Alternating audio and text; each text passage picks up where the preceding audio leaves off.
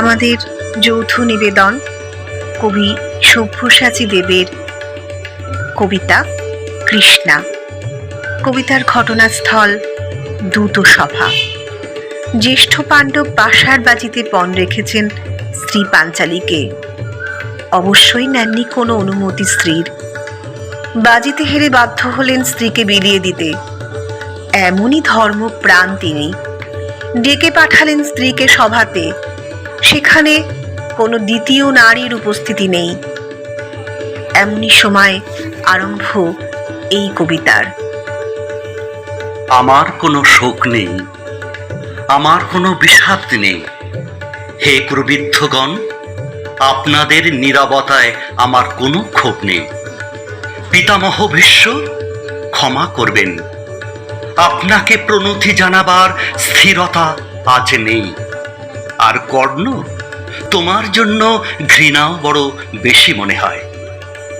আর হে আমার পঞ্চস্বামী, আর্যাবর্ত বিজয়ী বীর শ্রেষ্ঠ অর্জুন, শক্তিমান ভীম, নকুল, সহদেব আর আপনি ধর্মপুত্র, আপনারা আমার কৃতজ্ঞ অভিবাদন গ্রহণ করুন। আমি সর্বজ্ঞা নই, যজ্ঞভূমির অগ্নি থেকে আমার জন্ম। ধর্মাধর্মের ক্ষুরধার পথ আমার অজানিত। আর্যাপুত্র, আপনার বিচার তাই আমার পক্ষে ধৃষ্টতা। আপনার কোনো বিচলন নেই। আপনার ধর্ম আপনাকে রক্ষা করেছে বিকার থেকে। কৃতজ্ঞতা জানান সেই ধর্মকে। ভীমসেন, তোমাকে আমি ভালোবাসা দিইনি কখনো, তাই তা ফিরেও চাইনি। শুধু তোমাকে আমার জিজ্ঞাসা ছিল ফাল্গুনী, ঊর্ধ্বচারী মৎস্যের ছায়ালীন চোখের থেকেও দুর্লক্ষ কি দুর্যোধনের বুক? বলো সত্য করে, প্রেম নয়, শুধু পৌরুষের আস্ফালনই ছিল পাঞ্চালী বিজয়ের পটভূমি? কিন্তু মিথ্যা প্রশ্ন। আমি জানি তোমার কোনো উত্তর নেই, যেমন নেই কোনো ভালোবাসা। তোমার শুধু আশা আছে।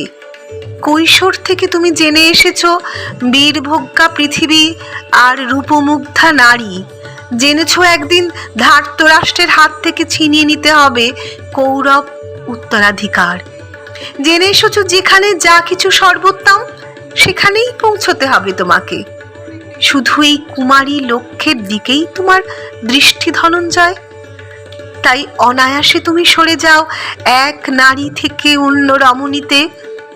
তোমার পূর্বপুরুষেরা যেমন একদা এক তৃণপ্রান্তরকে নিঃশেষ করে চলে যেতেন বনান্তরে। এই দুটো সভায় দাঁড়িয়ে আমাকে জানতে হলো, নারী শুধু কয়েক প্রহরের বিলাস সঙ্গিনী। মণিময় হার, শত সহস্র তরুণী দাসী, দান্ত মাতঙ্গ, গন্ধর্ব প্রেরিত অশ্বযূথ, আর আমি পাণ্ডুপুত্র বধূ। এক প্রমুক্তিতে দাঁড়িয়ে আমরা সবাই অপেক্ষায়।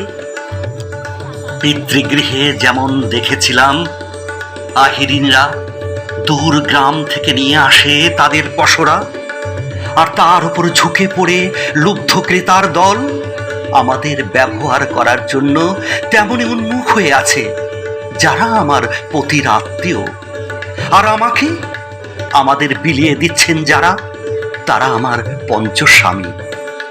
বিবাহের মঙ্গলসূত্র হাতে বেঁধে যারা একদিন আমার উপর নিয়ম সিদ্ধ করেছিলেন, তাদের অধিকার না শুধু এই রত্নমণ্ডিত সভাগৃহে নয়, আরো আগে আমাকে জানতে হয়েছিল আমার কোনো বাসনা নেই, নেই কোনো নিজস্ব ইচ্ছা।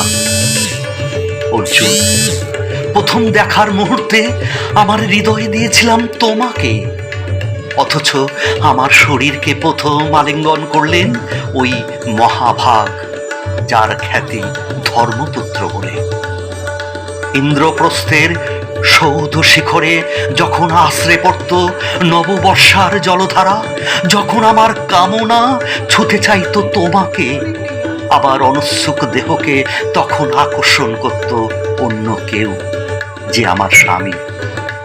বসন্ত রজনীতে কিংসুকের প্রমত্তোল্লাস মুহূর্তে তোমার ব্যাকুল বাহু টেনে নিত আমাকে নয়, অন্য কোনো যুবতীকে। বারে বারে আমাকে সন্তানবতী করেছ পুরুষ, কিন্তু তারা প্রত্যেকেই আমার আকাঙ্ক্ষিত নয়। কোনো প্রার্থনা নেই আমার, গুরুবৃদ্ধরা বিলাপ করুন। জ্যেষ্ঠ পাণ্ডব প্রহর গুনুন, কোনো পুণ্য লগ্নে ধর্মরাজ্য নেমে আসবে মাটিতে। ভীম, অনুগ্রহ করে স্তব্ধ হও। নকুল, সহদেব, বিচ্যুত হয়েও না অগ্রজের প্রতি অটল বিশ্বাসে। আর অর্জুন, অন্তঃপুরে যাও, সেখানে তোমার জন্য স্নিগ্ধ শরীর সাজিয়ে রেখেছে তোমার কোনো প্রেয়সী।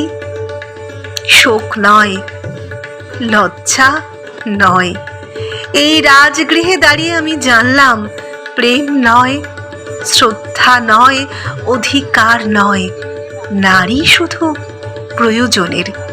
জানলাম এখানে কোনো ভেদ নেই। ধর্মপ্রাণ যুধিষ্ঠির, শক্তিমান ভীম, প্রেমিক অর্জুন আর লোলুপ ধৃতরাষ্ট্র নন্দনদের মধ্যে। প্রতিকার চাইছি না, যা শুধু বিলাসের, সেই বস্ত্র ছিনিয়ে নেয় যদি কোনো দুঃশাসন, নিক। আমি কাঁদছি না। চারপাশে ভাসানের ডিঙ্গায় পশুদের উদ্দাম নাচের ভঙ্গি আমি দেখছি না। চারপাশে ক্লিবদের অক্ষম বিলাপ আমি শুনছি না। ধনুর্বাদ নেই, আমি ফিরিয়ে আনছি আমার জন্মের স্মৃতি, যজ্ঞের আগুন। দ্রৌপদী নই, নই পাঞ্চালী, নই ভরত কুলবধূ। আমি কৃষ্ণা, যজ্ঞাগ্নি সম্ভূতা, শুধু নারী এক। আমি কৃষ্ণা, যজ্ঞাগ্নি সম্ভূতা, শুধু নারী এক।